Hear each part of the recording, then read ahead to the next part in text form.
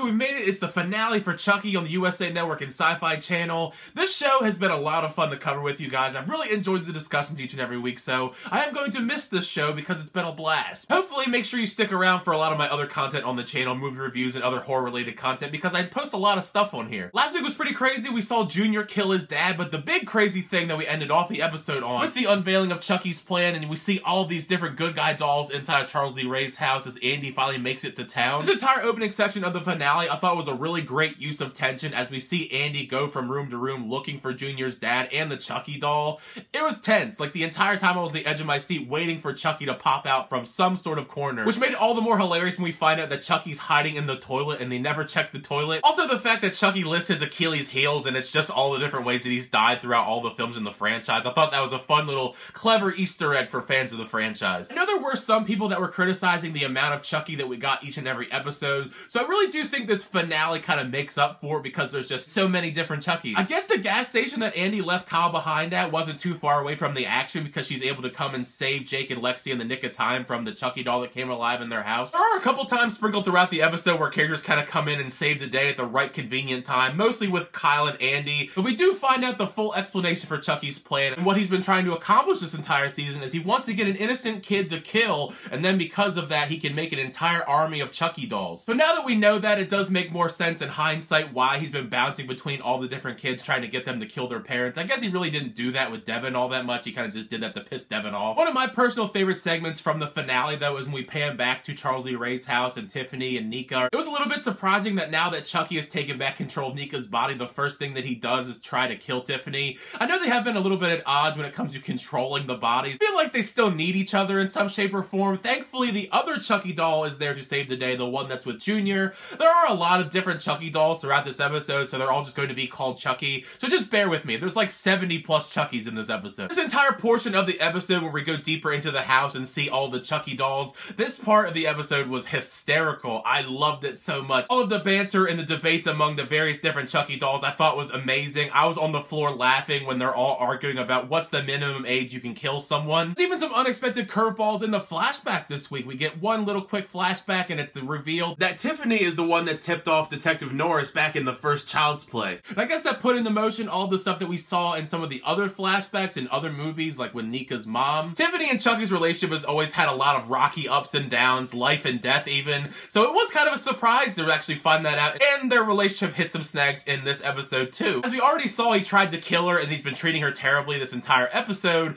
and the icing on the cake is the fact that he wants her to kill Nika, but since she doesn't want to do it, he tells Junior to do it, and that's what causes everything to spiral out of control. Straight up decapitating one of the dolls and then rigs a bomb to explode Charles Lee Ray's house as she leaves. It was a nice little Easter egg as well that the suitcase bomb was actually given to her by Glenda. I'm waiting to see Glenda show up at some point in another movie or a TV show, but I'm liking the references to Glenn/Glenda in the show. Poor Devin, I haven't really touched upon him all that much in the episode because he spends a large portion of it taped up in a chair in Charles Lee Ray's house, but I feel bad for him because the decapitated Chucky's gonna try and murder him. Andy out of nowhere comes and just beats the hell out of the doll. It's one of those things where I like that they're in the show, but they just show up so randomly and out of the blue, which is even more unfortunate when Kyle ends up showing up to the house not realizing the house is set to blow once she opens the door, and Charles Lee Ray's house explodes. You think there's some casualties involved, but pretty much as we learned throughout the episode, really nobody died as far as I'm concerned, even if the article that Jake reads says there were fatalities. At the very least, it does set up a great emotional payoff scene for Jake and Devin once they reunite. It's a really sweet scene.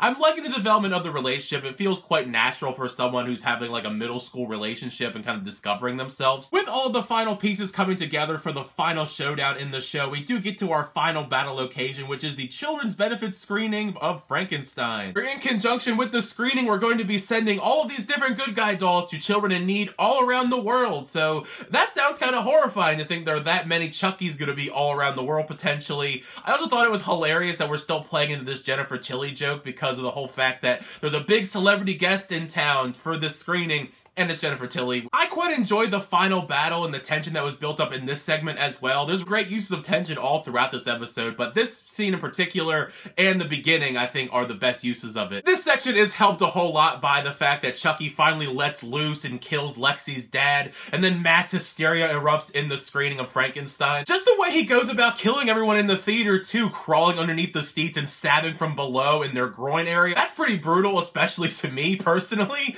but that's just messed up, like, in any shape or form. As all this is occurring though, Junior seems to have really bought into Chucky's whole philosophy, tricking Lexi behind the screen and trying to convince her and another Chucky doll to kind of join their cause because she kind of was evil earlier on in the season. But I am liking the development we've had with her a lot because she is a character that I really hated her guts in early on in the season, and she's had some great growth here, and her entire personality has changed. Obviously declining his offer, but not just that, but convincing Junior that he's better than this and to turn on Chucky, which he does, which ends up being the downfall of both Chucky and Junior because they both end up stabbing each other, and that's inevitably how Junior ends up dying in the show. I mean, I guess at least he kind of died a hero. I mean, it is still messed up that he killed his dad, but, you know, at least it was some semi-redeeming qualities. I mean, I guess. We have our final confrontation between Jake and Chucky as both Jake and Devin arrive to the theater.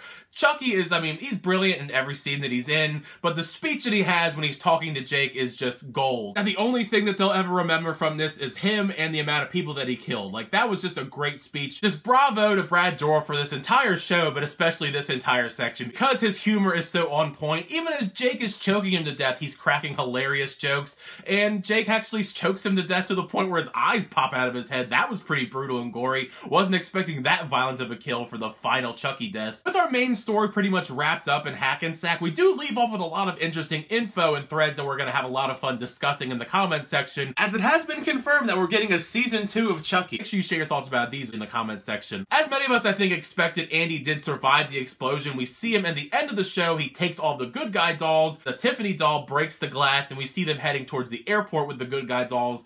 Going to be interesting to see where that develops in the future. One of the more dark elements to this end portion is Nika waking up and she doesn't have any arms or legs anymore. Tiffany chopped them off. That was pretty messed up. I get in a sense why Tiffany wants to do that with the duality of Nika and Chucky in the body, because you never know who's going to be who, but that's just still so messed up. Like, even for this show, it's like, well, between that and the way that Chucky killed Junior's mom, those are two of the most dark elements of the series, I think. And on a final note, we do end off going to seeing Junior's grave along with his parents, and it's really sad seeing Jake, Devin, and Lexi stand there, and more so when you realize that Jake doesn't have anybody anymore. He doesn't have Junior, he doesn't have his parents, he doesn't have his uncle. It's just these people that they have. So, I mean, Chucky just has a way of just kind of infecting your life and kind of taking away everybody you love anyway. But that was still pretty messed up. I felt bad for Jake in that scene. And we also see a hand touch a tree in the distance.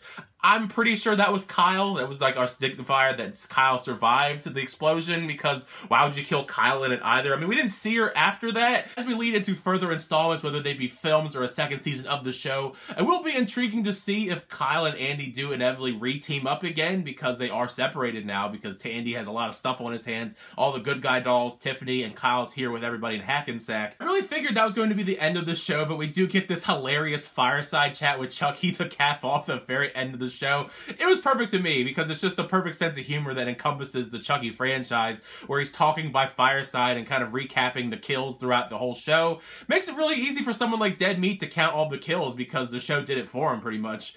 But what a show. I mean, it's been one hell of a roller coaster of a show. I'm glad that they did this, though, because I do love the films, but with a show, you can flesh out a lot more stuff, have a lot more callbacks, new characters, and then franchise, you know, veterans as well, like Andy Barclay and Kyle. But now you've heard my thoughts on the finale for Chucky. Make sure you share your thoughts down below. What did you think of the finale for Chucky? Did you like the finale, not like the finale? Share all your thoughts and theories. Where do you think we're going to go with all these potential plot threads in the future? Because the sky is open, I feel, for all the different ways we could go about it. I'm excited to see just the next chapter, whether it be a film, another series, all that stuff. But thank you guys so much for checking my reviews all this time. I really do appreciate it. Make sure to leave a like on the video. Also subscribe to the channel if you haven't already. So you're updated reviews, reactions, unboxings, and more. Until next time, I'll see you guys later.